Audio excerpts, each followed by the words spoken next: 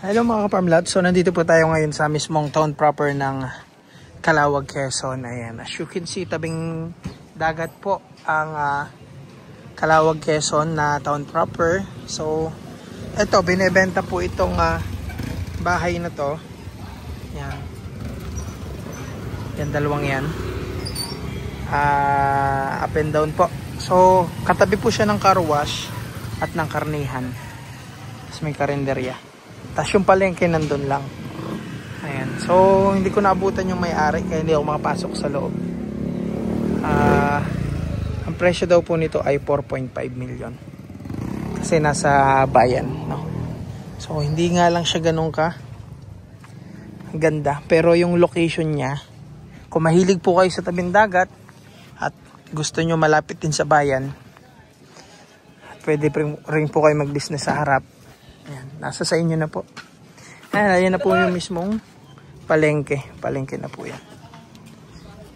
So ito po pala yung sinend sa akin picture ng may-ari. So dati po pala siyang kainan. Ayan, kasi nasa palengke lang eh. Busy area po yan. Yung location natin dyan. Ano po. So, and yan, bumalik tayo. Nakita na po natin yung may-ari. Ayan mga ka-farmlot, ito yung house and lot. Kuya, ilang square meter to? 50 lang sa title. Ito, hindi na sama ito. Ilang square meter? Pero ito? May 20 ito. Kasi 50, ano yan lang. Ito yung 50 per square meter. Ito yung tax deck lang.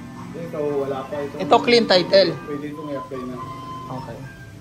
Dati itong kainan.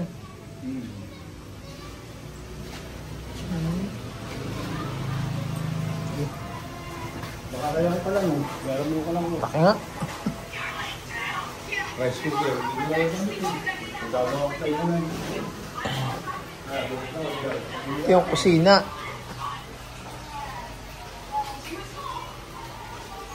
So, ayan, talagang walang-wala po yung seller ngayon. Sana matulungan natin. Kusina, CR. Ultimong rice cooker po binibenta na.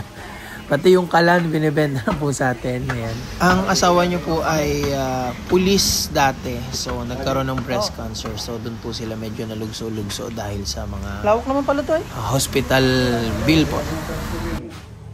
Yan yung abang pang third floor.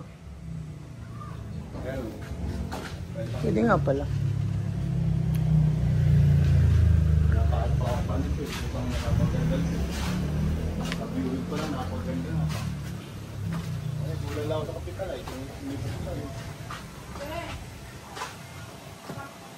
Pasok ka! Ayan, so pag nabili nyo po ito, ito yung view dito. Ayan. Dagat. So maulan, laging maulan kaya ganyan po ang kulay. Pag summer po, maganda ang tubig dyan. Ayan lang po ang palengke oh.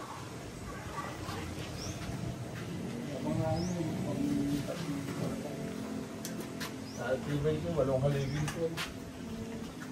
Binali ako ng kontakto nito kahit may 50-50 lang ba yan. Ang haligin nyo. Lalaki nga ang haligi ay. Wala yan. Isa, dalawa, tatlo, apat. Pati yung batangan na ano, laki oh. Napakatibay niya.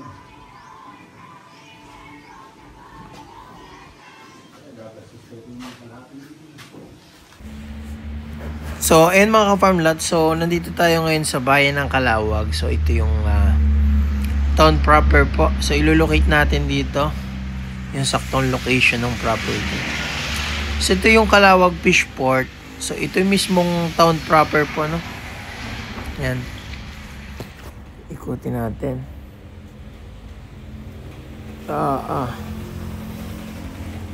Yan. So, yung property po ay Fishport. Nasaan nga ba yung Fishport? Ayan. Ito yung Fishport. Ito yung palengke.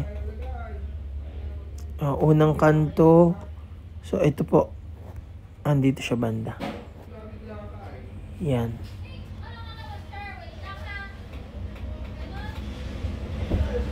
Yan.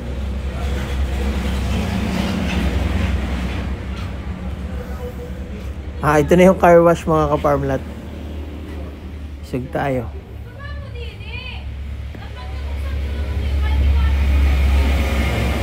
Ayan na yung for sale mga ka-farmlat to. Yan. Eto. Yan. So, kitang-kita na po ano. Isog tayo. Yan. Ayan po yung bayan. So, matitripping nyo po na siya kahit sa Google Map lang. Ayan. Ayan. Ayan yung kabayanan po mga ka-farmlat. Diba? Ayan. Ayan. So, ayan. Malinaw na mga ka-farmlat. So, may mga papakita po ako sa inyong for sale pang iba. Kung mahilig po kayo sa mga commercial and residential lot dito po sa bayan ng Calawag. Yung isa naman pong papakita ko sa inyo, yung isa tabing highway, yung isa nandito banda. Malapit po sa elementary school ng Sabang. Ito yung DNR. So, nandito po siya banda. Yan. Saan nga ba yun? Ito pong kantong to. Yan, itong corner lot na to. Yan yung for sale. Tama ba? So, malapit din po siya sa dagat. Ayan. Hello mga ka-farmlat. Ayan, meron po tayong binibisitang for sale po na house and lot. Halos business lot po siya kasi corner lot siya. Malapit po ito sa elementary school. Ayan, dito po sa bayan po ito ng Calawag. So, may pumunta po sa bahay. Nabalitaan na nag-ahente ako. Pero more on beach at farmland po yung for sale natin. And yun, baka daw may hanap ako ng buyer. So sa mga subscriber po natin at viewers. So ito po yung property, bali. Ito po. Kasama po itong yung kabila. Ayun. So yun, kasama po yan hanggang dito. Bali ang frontage po niya is nasa I think 20 to 25 meters po yan. Tapos may tindahan sa corner.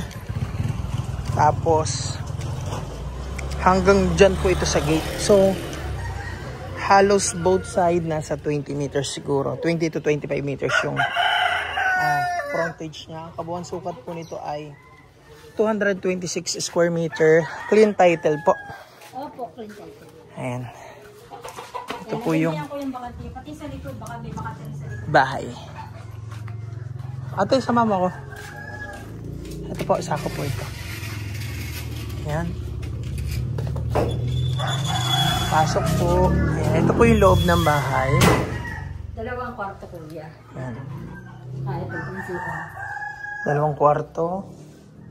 Patay na ulit siguro sa piso ng nagdag. Ayan. Ayan. Sa kanyang kabila. Ito po ang CR. Hanggang dito Pos. po. Ito, pag binuksan nila, bakante pa yun sa likod. Ito po yung sala nila. Kusina po. Ito yung pinaka. Ayan, yung bakante niyan. Kasama pa po yan. Yan, nandun po. Yan, kasama po yan. Yan, ganito na yan. Kuya, medyo paupahan na yan. Ito, kasama to. Ayan, bakante niyan. Alin po ang paupahan dito? Yan po, yung bahay niyang may green. Yan, ibagsak na nga lang sa nila. Yan, hanggang dito yung kuya. Bako na yan, binagilaan. Hindi ko pa naipakis yung bahay. Yan po yung ganito yan. Ito, diretsyon to palabas. Yan, opo. Kasama yan. So, ayan, malawak po siya. Malawak. Ayan po ang bubong niya. Mga bakal po. May abang din po ang bubong niya. Pag gusto pa taas. Ilang kwarto po itong paupahan niyo? Ilang kwarto? 2. So, mga lang, luma na, no? Ate, sarado na dito.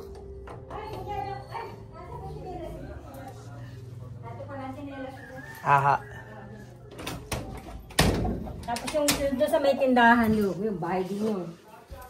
Aha. Yung kalahati nun, may na-open sa kalahati. Sige po. Yan, may kesame po.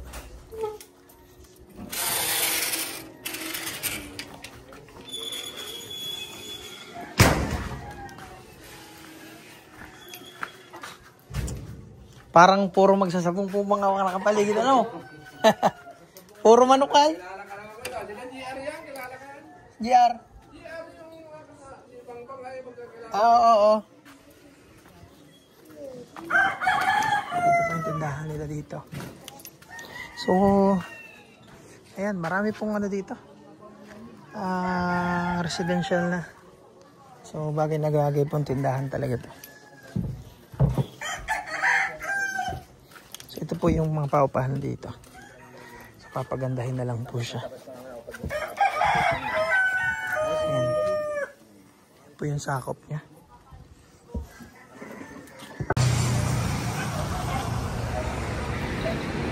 Hello mga ka-farmlat, ayan, may binibenta dito sa tabing highway. So mula po yan dyan sa may motor na yan, pahilis po ang cut hanggang doon sa may poste ng kuryente na yan. Tapos yun, may bako doon papaganon.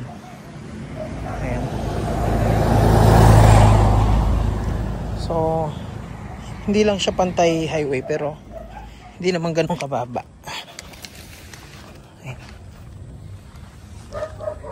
Ito ang likod.